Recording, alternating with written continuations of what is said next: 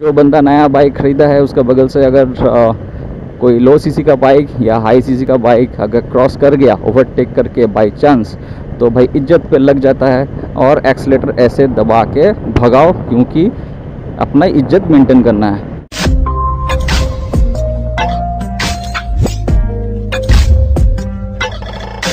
Hello guys, welcome to my channel Awesome Tech rider.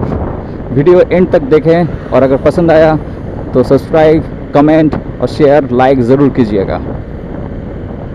तो आज का टॉपिक है न्यू बाइक परचेज़ करने के बाद आपको ऐसा कौन सा पॉइंट है जो आपको स्ट्रिक्टली फॉलो करना चाहिए। जनरली क्या होता है दोस्तों, नया बाइक खरीदने के बाद एक जोश रहता है कि कब रास्ते पे लाऊं बाइक को और दबा के भगाऊं। यंगस्टर्स का मैंने देखा है कि बाइक खरीदने के बाद ही ऐसा लगता है कि रोड में ऐसे भगाते हैं मानो कि स्पेस में जाना हो। अगर आप अपने बाइक का केयर नहीं करते हैं, प्यार नहीं करते हैं, तो आप एक्चुअल में राइडर नहीं हो।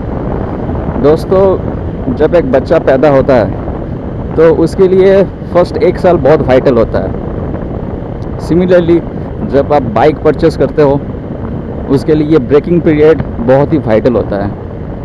ये ब्रेकिंग पीरियड के ऊपर डिपेंड करता है आप आने वाले कल में आप अपने मोटरसाइकिल से कितना माइलेज या ऑप्टिमम परफॉर्मेंस आप गेन कर सकते हो।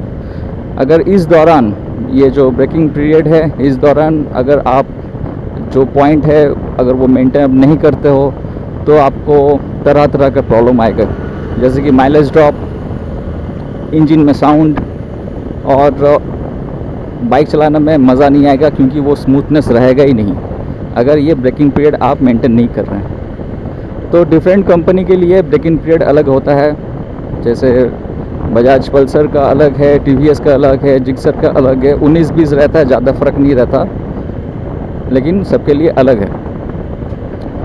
बेसिकली ये 750 से 1000 या 2000 किलोमीटर तक ये वेरी करती है। मैं अपने बाइक के लिए अराउंड 1400 से 1500 किलोमीटर ब्रेकिंग पीरियड मैंने मेंटेन किया था। अब ये ब्रेकिंग पीरियड है क्या? जब कंपनी बाइक बनाती है तो इंजन में जितना भी सामान लगा रहता है वो डिफरेंट वेंडर से आता है। कोई एक कंपनी वो बना के देती नहीं है, वो एक जगह असेंबल होता है। बाइक जब नया होता है, इंजन नया है, जितना भी स्पेयर है अंदर में, जितना भी इक्विपमेंट्स है इंजन के अंदर में, गियर्स हो, कुछ भी पिस्टन रिंग, इंजन के अंदर जितना भी सामान है, सब आपस में एक सिंक्रोनाइज होने में टाइम लगता है।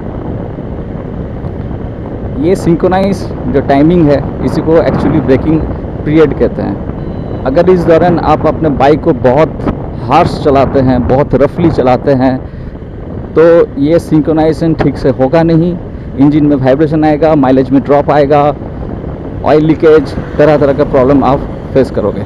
तो जो ब्रेकिंग पीरियड है वो बेसिकली आरपीएम में आपको ध्यान रखना है। आपको 4000 से 4200 आरपीएम में बाइक को रखना है, एटलीस्ट 1000 और 1500 इस रेंज में एटलीस्ट। आप और जा सकते हो तो और भी बेहतर है। अगर आप 2000 किलोमीटर तक जा सकते हो इस आरपीएम को मेंटेन करके, तो आपके लिए और भी अच्छा है। ये आरपीएम मेंटेन करना मतलब ये नहीं कि आप बाइक को उतारे रास्ते पे और यही आरपीएम आप एक्सीलेटर उठा के यही आरपीएम को आपको मेंटेन करना है, ऐसा नहीं है। इन बिटवीन इस रेंज में आपको रखना है, मतलब 0 से लेके आपको 4000 या 4200। ओके, तो ये पीरियड डेफिनेटली राइडर्स के लिए बहुत ही डिफ़िकल्ट है। जब एक बंदा नया बाइक परचेज़ करता है तो उसके लिए तो बहुत ही डिफ़िकल्ट है, मेरे लिए भी डिफ़िकल्ट था, क्योंकि नया बाइक आप लिए हैं, आप हमेशा दिमाग में रहता है कि थोड़ा भगाऊं, लेकिन ऐसा मत कीजिए। अगर आप अपना बाइक को प्यार करते हैं तो ऐसा मत कीजिए। ये पीरियड आपके लिए बहुत ही इम्पॉर्टेंट है। जो फर्स्ट 2 सर्विसिंग है वो भी बहुत ही वाइटल होता है, क्योंकि जो फर्स्ट सर्विसिंग में जो ऑयल रिप्लेसमेंट जो होता है, इंजन रिप्लेसमेंट होता है, उसमें बहुत स्लग होता है। ये अंदर में जितना भी गियर पार्ट है आपस में रब होता है, आपस में रगड़ते हैं, वहाँ से स्लग निकलता है, मेटल पार्ट निकलता है, तो वो ऑयल चेंज करना बहुत ही ज़रूरी है, एटलीस्ट फर्स्ट टू सर्विसिंग। वैसे आपको जितना भी फ्री सर्विसिंग है आपको करना बहुत ज़रूरी है। ब्रेकिंग पीरियड आपको मैनुअल में आपके बाइक के लिए मिल जाएगा, लेकिन मैं रिकमेंड करूँगा जितना आपका मैनुअल आपको प्रोवाइड कर रही है उससे और एटलीस्ट 200 to 500 किलोमीटर और आप एक्सटेंड कीजिए breaking. Guys, breaking period over होने के बाद ऐसा नहीं कि आप जो भी चीज़ मेंटेन कर रहे थे सब भूल के आप फिर से भगाना शुरू कर दिए। एटलीस्ट आप आरपीएम को, तो ब्रेकिंग पीरियड ख़त्म हो जाने के बाद आप आरपीएम को 6000 to 7000 आरपीएम तक मेंटेन करें, उससे ज़्यादा आप बाइक के ऊपर प्रेशर मत डालिए। ये टाइम बहुत ही डिफ़िकल्ट होता है दोस्तों, क्योंकि जो बंदा नया बाइक ख़रीदा है उसका बगल से अगर कोई लो सीसी का बाइक या हाई सीसी का बाइक अगर क्रॉस कर गया ओवरटेक करके बाई चांस, तो भाई इज्जत पे लग जाता है। और एक्सीलेटर ऐसे दबा के भगाओ, क्योंकि अपना इज्जत मेंटेन करना है। तो गाइज़, ये गलती मत करो, प्लीज़ ये गलती मत करो, क्योंकि बाइक आपका है, जो बंदा आपको ओवरटेक कर गया उसका तो है नहीं। अगर ये चीज़ आप गड़बड़ी करते हो तो आपके लिए नुकसान है, जो आगे निकल गया उसके लिए नुकसान नहीं है।